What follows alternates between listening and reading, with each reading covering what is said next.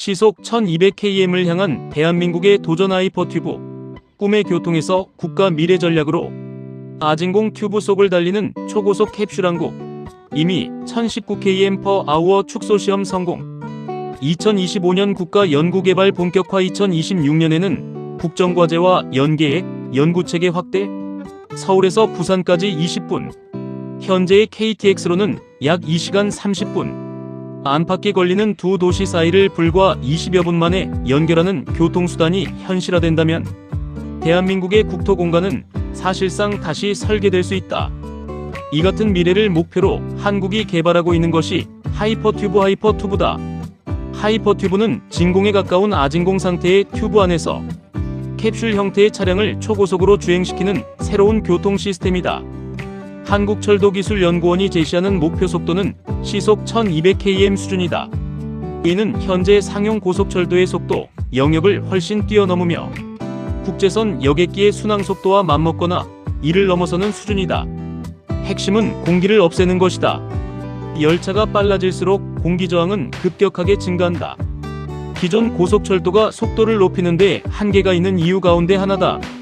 하이퍼튜브는 이 문제를 해결하기 위해 튜브 내부의 기압을 대기압보다 극단적으로 낮춘다.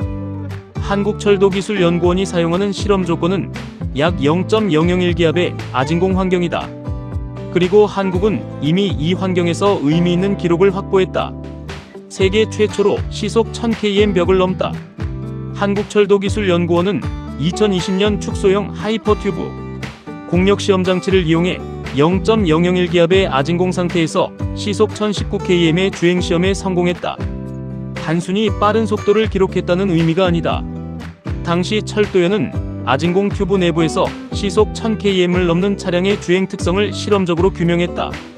철도연은 이를 하이퍼튜브 기본 설계를 위한 원천 기술 확보의 중요한 성과로 평가했다.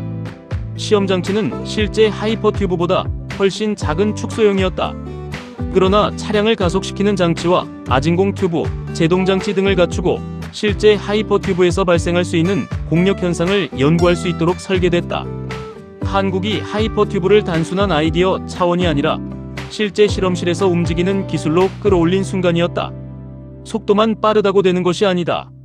하이퍼튜브의 진짜 난제는 시속 1200km로 달리는 것 자체가 아니다. 그 속도에서 차량을 안정적으로 움직이고 승객이 견딜 수 있는 수준으로 진동을 억제하며 정해진 위치에서 정확하게 정차시키고 튜브의 기밀 상태를 유지해야 한다. 여기에 사고가 발생했을 경우 승객을 안전하게 대피시키는 기술까지 필요하다. 한국철도기술연구원이 연구하고 있는 분야도 바로 이 지점에 집중돼 있다. 공력 통합 설계와 안전 운영 기술, 초전도 전자기 기반 부상 추진 기술, 아진공 튜브 안에서의 차량 주행 안정화 기술 등이 핵심 연구 분야다. 특히 하이퍼튜브에는 기존 철도와 다른 추진 방식이 요구된다. 차량의 바퀴가 레일을 굴러가는 방식으로는 초고속 영역에 한계가 있기 때문이다. 이에 따라 한국은 초전도 전자석을 이용해 차량을 부상시키고 추진하는 기술을 개발하고 있다. 철도연은 냉동기를 차량에 직접 탑재하지 않고도 초전도 상태를 유지할 수 있는 기술을 개발해 시험에 성공했다. 연구 과정에서는 40K 수준의 운전 온도를 달성하고 기존 방식보다 차량 경량화와 전력 절감 가능성을 확인했다. 2025년 연구가 실증 단계로 한 걸음 더. 한국의 하이퍼튜브 연구는 2025년부터 새로운 국면에 들어섰다. 국토교통부는 2025년 4월 시속 1200km 꿈의 열차를 목표로 하이퍼튜브 기술 개발에 본격 착수한다고 밝혔다.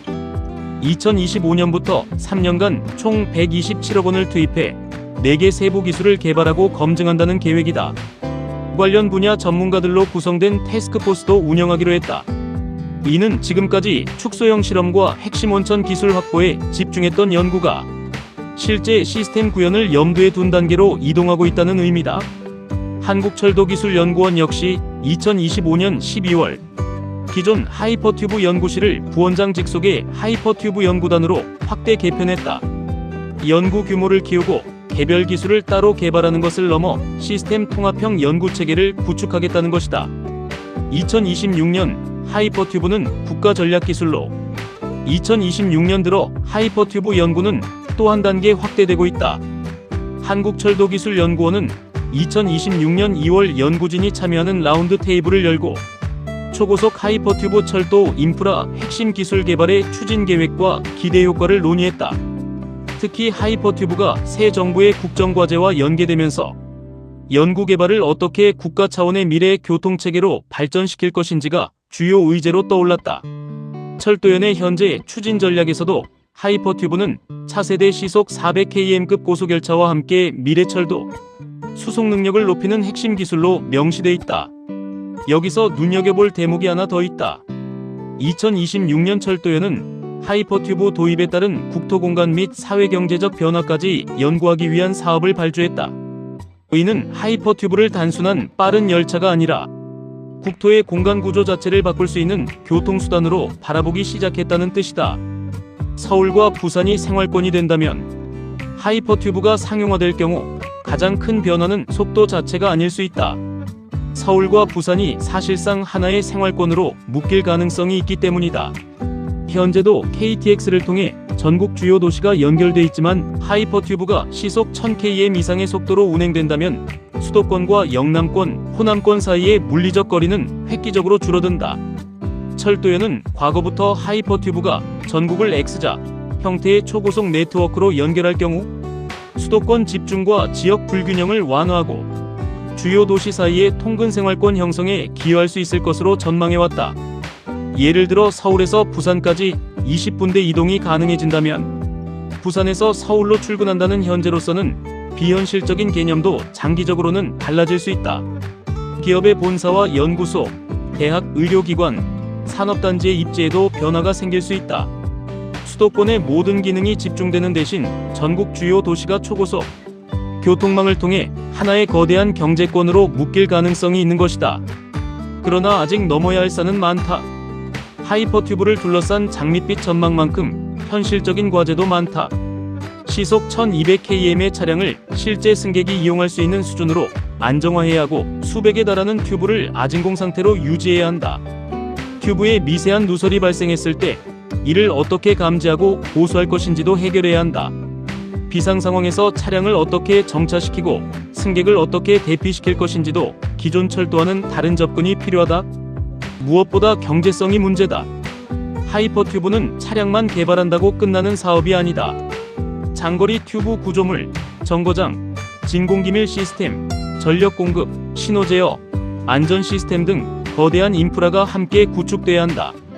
따라서 앞으로는 기술적 가능성뿐 아니라 건설비와 유지관리비, 승객 수요, 노선 선정, 기존 철도 및 항공과의 역할 분담까지 종합적으로 검토해야 한다.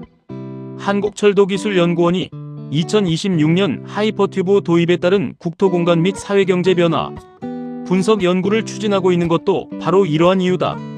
열차를 넘어 미래 산업의 플랫폼 하이퍼튜브가 주목받는 또 다른 이유는 이 기술 하나에 수많은 첨단 산업이 결합되기 때문이다. 초전도 기술, 전력전자, 모터와 추진 시스템, 정밀 제어, 통신, 센서, 인공지능, 첨단 소재, 터널 및 구조물 기술, 진공기술 등이 모두 필요하다. 따라서 하이퍼튜브 연구는 철도 산업 하나의 기술 개발 사업이라기보다 여러 산업의 기술 수준을 동시에 끌어올릴 수 있는 종합 프로젝트에 가깝다. 한국철도기술연구원도 하이퍼튜브를 건설기계, 전기, 전자통신, 소재, IT, 항공우주 등 다양한 산업의 기술이 집약되는 미래 교통기술로 평가해왔다. 대한민국의 다음 목표는 실물 시스템. 한국은 이미 아진공 환경에서 시속 1019km라는 상징적인 기록을 확보했다. 그러나 연구자들이 바라보는 다음 목표는 기록 자체가 아니다. 축소 모형에서 성공한 기술을 실제 크기의 차량과 인프라에 적용하고 차량 추진, 부상, 튜브 제어, 안전 시스템을 하나로 통합하는 것이다. 국토교통부가 2025년부터 3년간 기술 개발과 검증에 들어간 것도 이 같은 실용화 기반을 마련하기 위한 과정이다. 하이퍼튜브가 실제 상용화까지 도달할지는 아직 누구도 단정할 수 없다. 하지만 분명한 사실은 있다. 한국은 더 이상 하이퍼튜브를 언젠가 가능할지도 모르는 미래의 이야기로만 다루고 있지 않다는 것이다. 2020년 시속 1019km 축소 시험 성공에서 시작해 핵심 원천 기술을 확보했고 2025년 국가 R&D 사업에 착수했으며 2026년에는 연구 조직을 확대하고 인프라 기술과 사회 경제적 영향까지 연구하기 시작했다. 시속 1200km. 숫자만 보면 하나의 거대한 꿈처럼 보인다. 그러나 그 꿈을 실현하기 위한 기술들은 이미 하나씩 실험실에서 만들어지고 있다. 대한민국의 철도가 경부고속철도와 KTX를 통해 전국 반나절 생활권을 만들었다면 하이퍼튜브는 그 다음 단계인 전국 초연결 생활권을 목표로 하고 있다. 어쩌면 미래의 대한민국에서 서울과 부산 사이의 325km는 지금 우리가 생각하는 325km와 전혀 다른 의미를 갖게 될지도 모른다. 시속 1200km의 열차가 출발하는 순간 대한민국의 국토 크기 자체가 달라질 수 있기 때문이다.